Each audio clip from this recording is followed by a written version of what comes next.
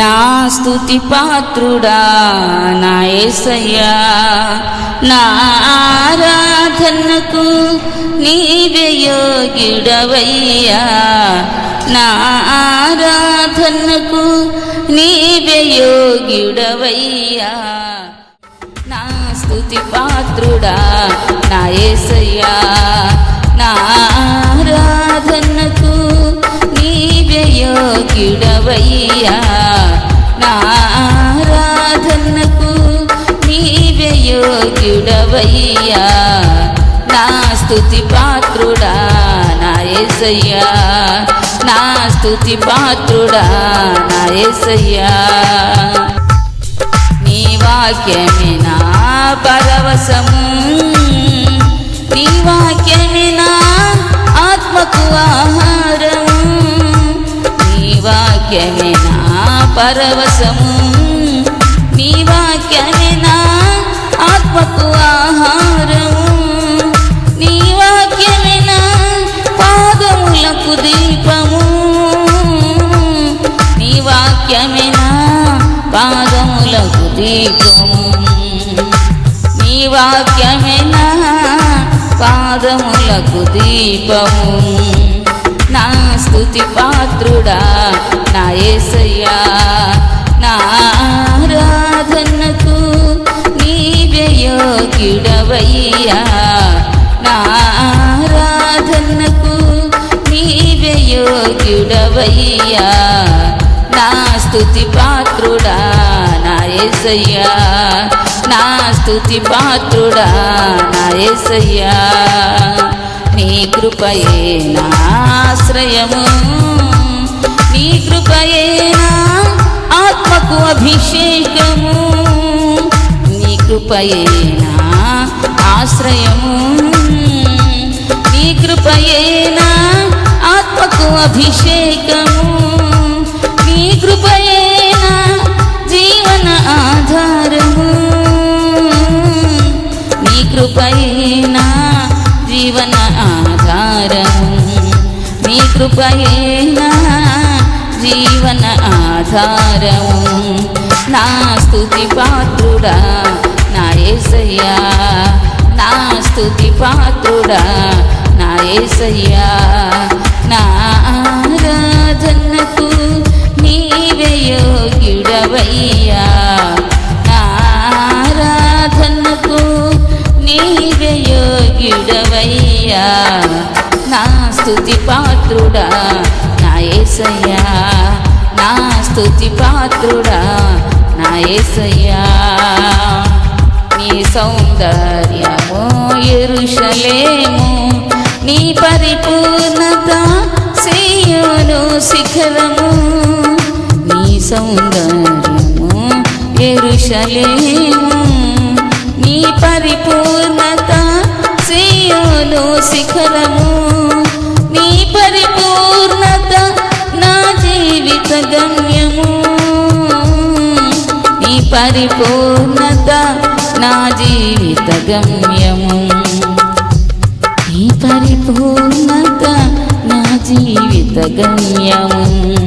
నా స్తుతి పాత్రుడా నా యేసయ్యా, నా ఆరాధనకు నీవే యోగ్యుడవయ్యా, నా ఆరాధనకు నీవే యోగ్యుడవయ్యా.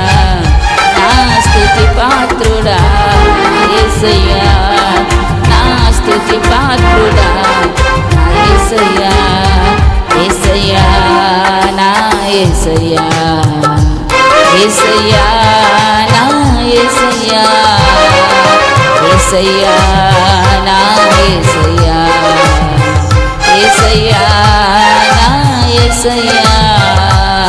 నా స్తుతి పాత్రుడా నా యేసయ్యా, నా స్తుతి పాత్రుడా నా యేసయ్యా. నా ఆరాధనకు నీవే యోగ్యుడవయ్యా, నా ఆరాధనకు నీవే యోగ్యుడవయ్యా. నా స్తుతి పాత్రుడా నా యేసయ్యా, నా స్తుతి పాత్రుడా నా యేసయ్యా. పిల్లలు, ప్రియమైన పిల్లలు, పిల్లలు ఉంటారు, మనకు ప్రియమైన వాళ్ళు కూడా ఉంటారు, ప్రియమైన పిల్లలు కూడా ఉంటారు. ఇద్దరు ముగ్గురు ఉంటే వాళ్ళలో మనకి ప్రియమైన వాళ్ళు ఎవరుంటారు? మనం ఎవరిని ఇష్టపడతాం? మన మాట వినేవారిని మనం ఇష్టపడతాం. దేవుడు కూడా అంతే, దేవుడు కూడా అంతే. ప్రియమైన పిల్లలు. రోమీయులకు రాసిన పత్రిక 8వ అధ్యాయం రోమా 8:16 చూసినట్లయితే, దేవుని పిల్లలు ఎవరు? దేవుని పిల్లలు ఎవరు? మనము దేవుని పిల్లలమనే ఆత్మ తానే మన ఆత్మతో కూడా సాక్ష్యం ఇచ్చున్నాడు. దేవుడట సాక్ష్యం ఇవ్వాలట. ఎవరిని గురించి? దేవుని పిల్లలు అని. ఎలా ఇస్తాడు దేవుడు? దేవుడు తన ఆత్మ ఎవరికైతే ఉంటుందో, దేవుని ఆత్మ ఎవరికి ఉంటుందో వారిని దేవుని యొక్క ఆత్మ మన ఆత్మతో కూడా ఏం చేస్తుందట? మనము దేవుని పిల్లలమనే ఆత్మ తానే, దేవుని ఆత్మ తానే మన ఆత్మతో కూడా సాక్ష్యం ఇస్తున్నాడట. హల్లెలూయా. మనిషి యొక్క ఆత్మతో దేవుని యొక్క ఆత్మ వీళ్ళు నా పిల్లలే అని దేవుడే సాక్ష్యం ఇస్తాడట ఆత్మ ద్వారా. ఆత్మదేవుడు చూసారండి. మరొక ఆత్మ ఉందా మనకి? అంచె దినాల్లో మనుషులందరిపైన పరిశుద్ధాత్మను కుమ్మరిస్తానని ప్రభు సెలవు ఇచ్చారు. దేవుని యొక్క ఆత్మ కుమ్మరించబడే కాలం ఇది. మరి మీరు అడుగుతున్నారా దేవుణ్ణి? 8:8 రాయబడింది, 8:9 ఎవరికైతే దేవుని ఆత్మ ఉండదో వారు దేవుని పిల్లలు కాదట, దేవుని వారు కాదు. ఎవడైనను క్రీస్తు ఆత్మ లేని వాడైతే వాడు ఆయన వాడు కాదు. 8:9 మళ్ళీ చదవండి. ఎవడైనను దేవుని యొక్క ఆత్మ లేకపోతే వాళ్ళు దేవుని వాళ్ళు కాదు. మరి ఇంకెవరు వారు? దేవుడు దెయ్యం రెండే. మరి మీరు ఆత్మ పొందుకున్నారా? చివరి దినాల్లో వచ్చేసాం. ఇదివరకులాగా ఎక్కడేసో గొంగలి ఎక్కడేసో అంటే అక్కడ ఉన్న వేసిన దగ్గర అంటే కుదరదు. దేవుని యొక్క ఆత్మ పొందుకోవాలి. లోకాసులు మీరు విడిచిపెట్టాలి. లోకపు సంబంధమైనవి లోకస్తులు చూసుకుంటారు. కానీ మీరు దేవుని పిల్లలు కాబట్టి దేవుని ఆత్మ కలిగి ఉంటే దేవుడు నా పిల్లలు వీళ్ళు అంటాడు. లేకపోతే సాతాను వచ్చి నీ ఆత్మ లేదు కదా, వీళ్ళు నావలే అంటాడు. ఎలాంటి చర్చికి వెళ్ళండి, కానీ దేవుని ఆత్మ పొందుకోకండి అని ఆ ఆత్మ విషయం మర్చిపోయేలా చేస్తాడు అపవాది. సరే, ఇంటి దగ్గరున్నా, ఇక్కడున్నా, ఎక్కడున్నా దేవుని ఆత్మ కావాలని 1 గంట అయినా 2 గంటలైనా నైటు ఎంతైనా దేవుని ఆత్మ కావాలి ప్రభు అని దేవుని సందులో ప్రార్థన చేసుకోవాలి. ఎప్పటి వరకు చేయాలి? దేవుడు మిమ్మల్ని దర్శించి, దేవుడు తన ఆత్మతో నింపి, దర్శనాలతో నింపి, స్వప్నాలతో నింపి, దేవుడు మిమ్మల్ని దర్శించే వరకు, దేవుని ఆత్మ పొందుకునే వరకు మీరు ప్రార్థన చేయాలి. రాత్రి మంచి వాక్యం చెప్పబడింది. రాత్రి యేసయ్య కూడా చనిపోయి తిరిగి లేచిన తర్వాత శిష్యుల దగ్గరికి వచ్చి ఊది పరిశుద్ధాత్మను పొందండి, మీరు ఎవరి పాపాలు క్షమించుతారో వారి పాపాలు క్షమించబడతాయి, ఎవరి పాపాలు నిలిచిస్తారో వారి పాపాలు నిలిచి ఉంటాయి. ఎంత గొప్ప అధికారాన్ని ఇచ్చాడు చూసారు యేసయ్య. దేవుడు అసలు క్షమించేది, కానీ తన బిడ్డలకు కూడా ఎందువలన? అభిషేకం, దేవుని యొక్క అభిషేకం. దేవుడు ఎన్ని ఆత్మలు కలిగిన వాడు?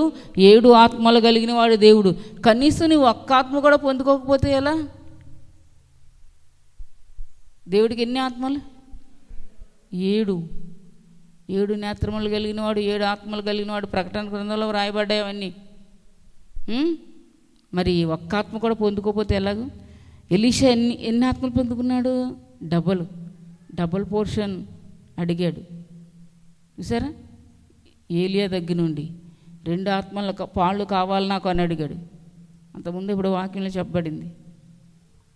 ఏలియా, ఎలీషా శిష్యులు, గురు శిష్యులు ఇద్దరు. దేవుని యొక్క అభిషేకం కొంతమంది కొంచెం ఉంటుంది, ఒక్కటే, అది కొన్నాళ్ళకి పోతుంది, ఇష్టం వచ్చినట్టు బతుకుతారు. అందుకాక ఆత్మ పొందుకునేది.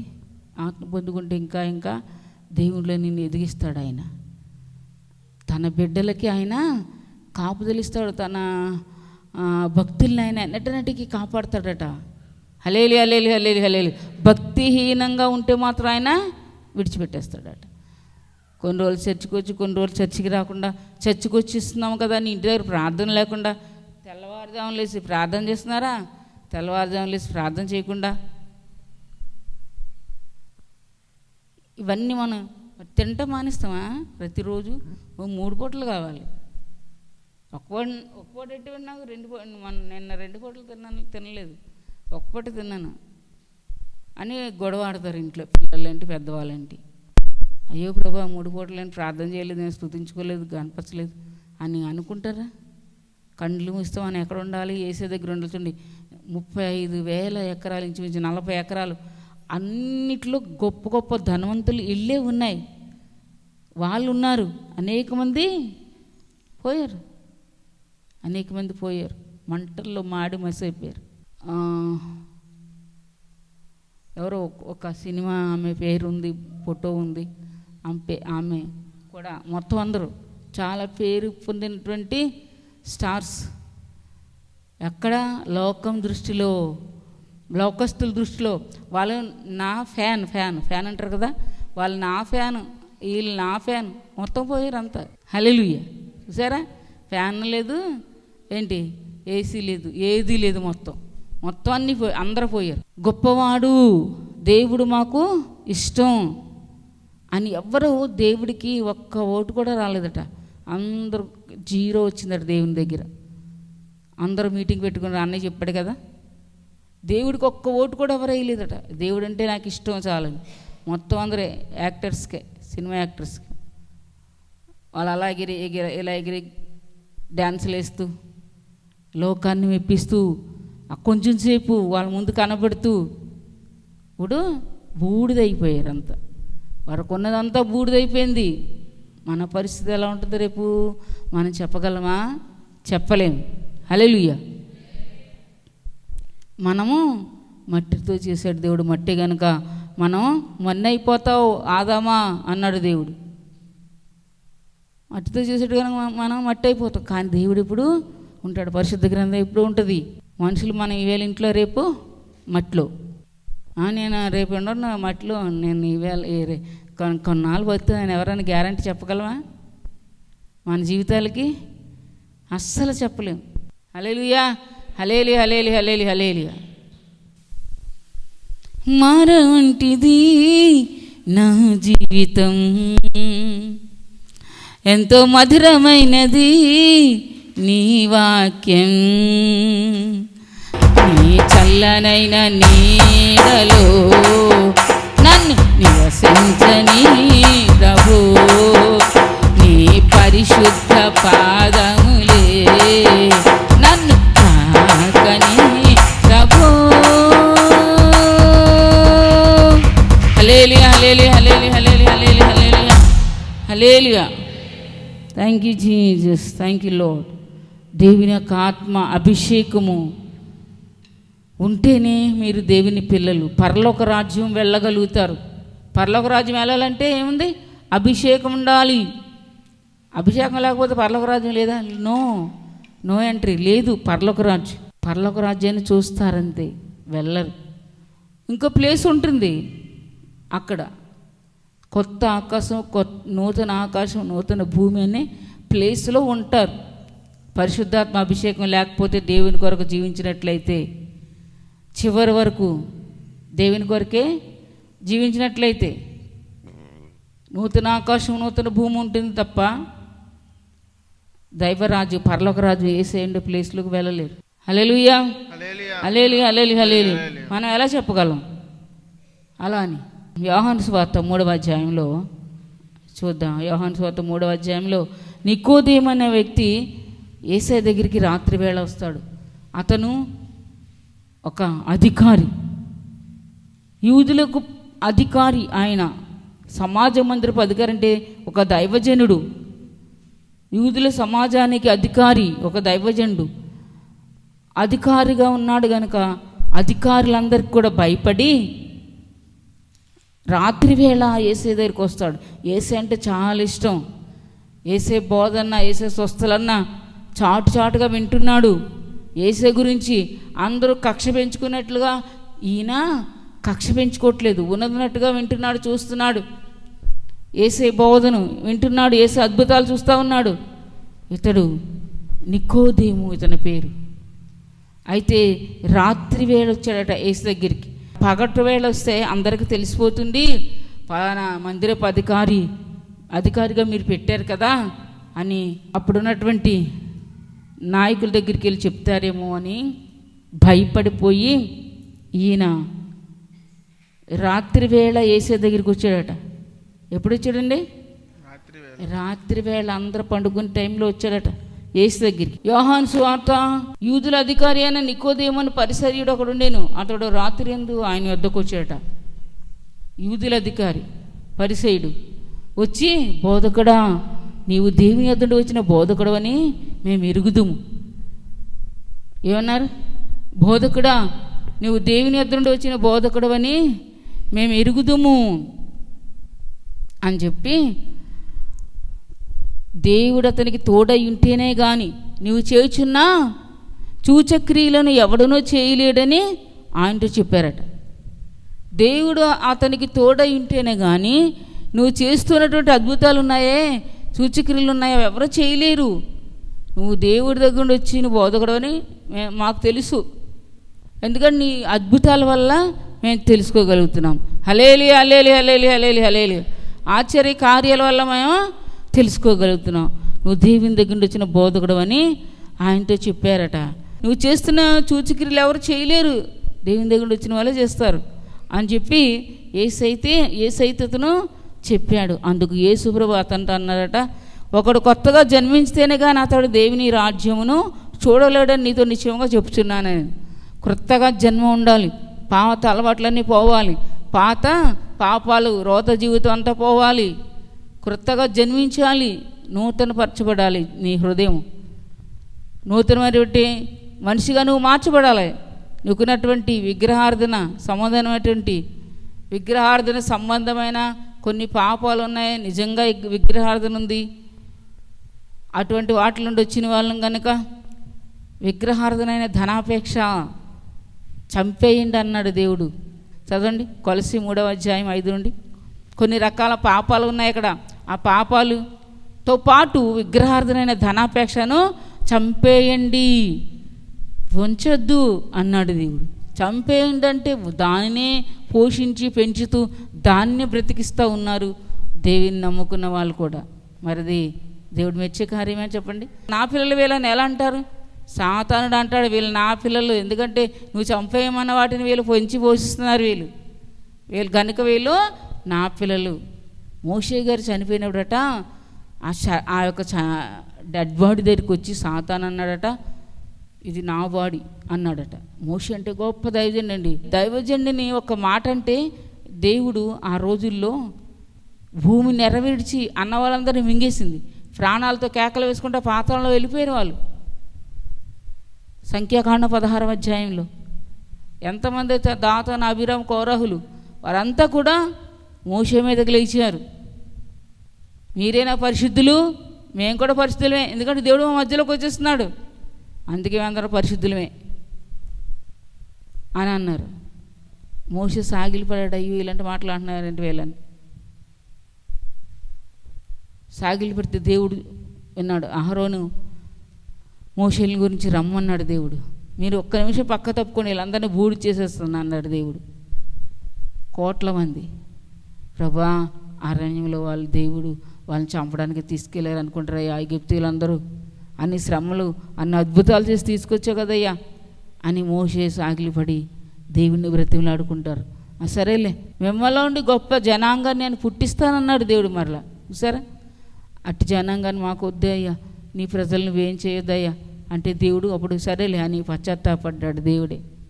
హలేలి హలేలి హలేలి హలేలి హలేలి. నేను వాళ్ళతో అసలు సచ్చినా మాట్లాడను, నేను అసలు మాట్లాడను అని కొంతమంది రకరకాల మాట్లాడతారు. దేవుడే పశ్చాత్తాపడ్డాడండి. సరేలే మోషే నువ్వేదంటే అదే చేస్తాలే అని చెప్పి దేవుడే తన మాట వెనక్కి తీసుకున్నాడు. చూసారా, నేను చచ్చిన మాట్లాడిన వాళ్ళతోటి, చచ్చాకేం మాట్లాడతావు ఇంక నువ్వు? చచ్చిపోతున్న ఎవరైనా మాట్లాడతారా? కొంతమంది ఇలా పంతం పడతారు, దేవుని పిల్లలు అయితే అలా పట్టనే పట్టరు, వాక్యం తెలిసిన వాళ్ళు. ప్రభు ఏమన్నారు, మీరు చిన్న బిడ్డల్లా ఉంటేనే పరలోక రాజ్యం మీకు. చిన్నపిల్లలు చూడండి, అప్పుడే ఆడుకుంటారు, అప్పుడే గిల్లుకుంటారు, అప్పుడే తన్నుకుంటారు, అప్పుడే కంట్లు వేసపోతే ఒకళ్ళు ముక్కులు పోస్తారు, ఒకళ్ళేమో తల మీద వేస్తారు. ఇలా గొడవ ఆడుకొని మళ్ళా కొంతసేపటికి కలిసిపోతారు. దేవుడు కూడా చెప్పాడు, చంటి పిల్లల్లా మీరుంటేనే, మత్తయి 18:1 చదివితే, మీరు చిన్న పిల్లల్లా ఉంటేనే పరలోక రాజ్యం. కొంతమంది పిల్లలు తల్లిదండ్రులతో కూడా మాట్లాడడం మానేస్తారు, అది చాలా తప్పు. తల్లిదండ్రులు కూడా ఒక అమ్మాయి అలాగే తన తండ్రితో మాట్లాడలేదట. పాపం అతనికి బాగోలేదు, అయినా మరి మాట్లాడలేదు. అతను కొంతకాలానికి అలానే చనిపోయాడు. ఎంత ఘోరం. ఒక ఆమె అయితే తల్లితో గొడవాడి మాట్లాడలే, ఆమె వృద్ధాప్యం అయిపోయింది, అన్నీ అయిపోయింది, ఆమె కూడా అలా మాట్లాడకుండానే దేవుని నమ్ముకున్న వాళ్ళు చాలామంది మాకు చెప్తారు అన్నీ. చూసారండి ఎంత ఘోరం. ఒక మాటే కదా, ఏమైపోయింది మాట్లాడితే, సొంత పోలే కదా, దగ్గర పోలే కదా, ఉండదు. సాతాను స్పిరిట్ అది. దేవుడేమన్నాడు, ప్రతి వారితో సమాధానం కలిగి ఉండండి, అదే సమయంలో పరిశుద్ధత కలిగి ఉండండి అన్నాడు. హెబ్రీ రాసిన పత్రిక 12:14 ఉంది, ప్రతి ఒక్కరితో సమాధానం ఉండాలి, అదే సమయంలో పరిశుద్ధత ఉండాలి. పరిశుద్ధత లేకుండా ఎవడున్న దేవుణ్ణి చూడడు, అందుకని పరిశుద్ధత ఉండాలి. హల్లెలూయా. అయితే కొంతమంది అలా చేశారు, సమాధానం పరిశుద్ధత కలిగి ఉండాలి. దేవుని పిల్లలు అనబడేవారు దేవుని యొక్క ఆత్మ పొందుకోవాలి. రెండోది, దేవుని సన్నిధికి మనం మానకుండా, హెబ్రీ రాసిన పత్రిక 10:25 ఉంది కదా, కొందరు మానుకొంచున్నట్లుగా మీరు సమాజంగా కూట మానొద్దు. ఆ దినము సమీపించే కొలిది, అంటే ఏసేరా అక్కడ దినం, మీరు ఎక్కువగా అలా చేయండి. సమాజంగా కూడటం, సమాజం అంటే దేవుని మందిరంలో సంఘంగా కూడటం మానొద్దు అని దేవుడు చెప్పాడు హెబ్రీ 10:25. మరి ఎంతోమంది ప్రార్థనకు వస్తే ఒక ప్రార్థనకు రారు. అది మరి దేవుడు చెప్పిందా? చెప్పింది కాదు కదా. అన్ని ప్రార్థనలో ఉండమన్నారు దేవుడు. అప్పట్లో అయితే వారు ఆస్తిపాస్తులంతా దైవజనులకు ఇచ్చేసి చర్చిలోనే ఉండిపోయేవారు. చూసారా, అపోస్తుల కార్యాలు 4వ అధ్యాయంలోని అక్కడ ఉంది, వారు ఆస్తిపాస్తులంతా కొంతమంది అమ్మేసి దైవజనుల పాదాల దగ్గర పెట్టేవారు వచ్చి. హల్లెలూయా హల్లెలూయా హల్లెలూయా హల్లెలూయా. అయితే ఈ యొక్క నికోదేము రాత్రి వేళ వచ్చి, బోధకుడా, నువ్వు దేవుని వద్ద నుండి వచ్చిన బోధకుడు అని మాకు తెలుసు, ఎందుకంటే నువ్వు చేస్తున్నటువంటి అద్భుతాలు, సూచికలు, మాత్కారులు పరలోకం వచ్చి దేవుడి దగ్గర వచ్చిన బోధకుడు అయితేనే చేస్తాడు, లేకపోతే ఎవరు చేయలేరు వాటిని అని నికోదేము యేసయ్యతో అంటే యేసే అన్నారు, ఒకడు కొత్తగా జన్మిస్తే కానీ పరలోక రాజ్యం చూడడు అన్నాడు. అతడు దేవుని రాజ్యమును చూడలేడని నీతో నిశ్చయముగా చెప్పుచున్నానని. అందుకు నికోదేము, ముసలివాడైన మనుషుడు ఎలాగో జన్మింపగలడు? కొత్తగా జన్మించాలా? ముసలివాడిని కదా నేను, మళ్ళా తల్లి గర్భంలో ఎలా జన్మిస్తాను నేను? రెండో మారు తల్లి గర్భమందు ప్రవేశించి జన్మింపగలడా అని ఆయన అడిగాడట. శరీర సంబంధంగా అడుగాడు ఇతను. నేను ముసలివాడైన వ్యక్తిని రెండోసారి మళ్ళా చనిపోయి తల్లి గర్భంలో నా అంతటి నేను ఎలా జన్మించగలను అని చెప్పి అడిగాడు. శరీర సంబంధంగా అడిగాడు తిను. యేసయ్య ఆత్మ మూలంగా చెప్పారు. హల్లెలూయా. అందుకే శరీర సంబంధులకి పిల్లలు ప్రియమైన పిల్లలు, శరీర సంబంధమైన వారికి ఆత్మ సంబంధమైన వారికి అస్సలు పొత్తు కుదరదు. వీళ్ళు ఆత్మ సంబంధం అర్థంగా మాట్లాడితే వాళ్ళు శరీర సంబంధంగా అర్థం చేసుకుంటారు. సరే, ఎలా ముసలివాడైన మనుషుడు ఎలా చనిపోయి మళ్ళీ తల్లి గర్భంలో జన్మిస్తాడయ్యా? అందుకు యేసు అతనితో ఒకడు కొత్తగా జన్మించాడు కానీ అతడు దేవుని రాజ్యమును చూడలేడు అసలు. దేవుని రాజ్యాన్ని కొత్తగా జన్మిస్తేనే కానీ, నూతన జన్మానుభవం ఉంటేనే కానీ, రక్షణ అనుభవం ఉంటేనే కానీ చూడలేడు అంటున్నావు అంటే. అయితే యేసు ఇట్లను ఒకడు నీటి మూలంగాను ఆత్మ మూలంగాను జన్మిస్తేనే కానీ దేవుని రాజ్యంలో ప్రవేశింపలేడని నీతో నిశ్చయంగా చెప్తున్నాను. నీటి మూలంగాను ఆత్మ మూలంగాను జన్మిస్తే ఒకడు దేవుని రాజ్యంలో ప్రవేశిస్తాడు. నీటి మూలంగా అంటే బాప్తిసం, ఆత్మ మూలంగా అంటే దేవుని యొక్క పరిశుద్ధాత్మ అభిషేకం పొందుకోవాలి. ఆత్మూలంగా జన్మించాలి. అప్పుడే నువ్వు కన్నీరు కార్చి ప్రార్థన చేసి, ప్రభా నాకు నీ ఆత్మాభిషేకం నాకు ఈ ప్రభా, నువ్వు ఆత్మాభిషేకం ఇవ్వకపోతే నేను నిన్ను వదల ప్రభు ఇచ్చేదాకాని ప్రార్థనలు పట్టుదల కలిగి అడగాలి. ప్రార్థనలు ఎలా అడగాలి? పట్టుదల ఉండాలి. పట్టుదల అంటే ఏంటి? అది పొందేదాకా మనం విడిచిపెట్టకూడదు. యేసయ్య పరిశుద్ధ నామానికి మహిమ కలుగును గాక. ఆమేన్, ఆమేన్, ఆమేన్.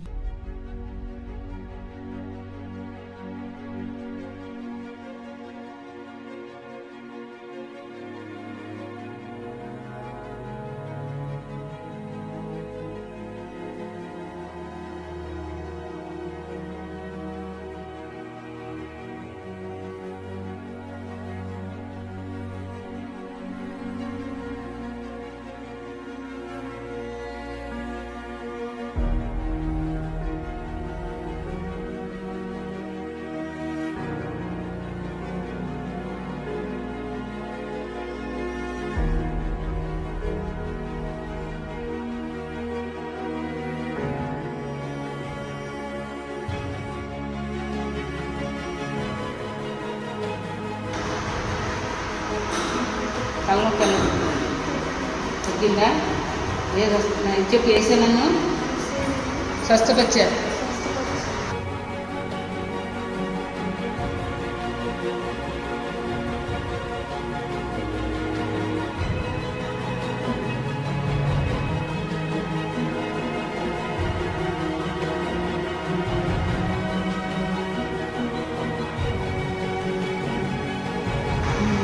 పది రోజులు బట్టి జ్వరమే, మందులు వాడితే తగ్గట్లేదు. ఏదో స్వస్థపరిచారా? ఇది బాగుందా? హ్యాపీగా ఉందా? హల్లెలూయా, హల్లెలూయా. నన్ను స్వస్థపరిచారు. హల్లెలూయా. స్వస్థపరిచారు. ఎన్ని రోజులు బట్టి బాగా? 10 రోజులు బట్టి. మందులు వాడినా తగ్గలేదు. అక్కడ ప్రార్థన చేయించుకున్నాక తగ్గింది. హల్లెలూయా, హల్లెలూయా. మేము తరగతి నుంచి వచ్చాము. చర్చిలోకి వచ్చిన తర్వాత ప్రార్థన చేపించిన తర్వాత స్వస్థత జరిగింది. హల్లెలూయా, హల్లెలూయా. ఈ సాక్ష్యంలో యేసయ్య దీవించింది.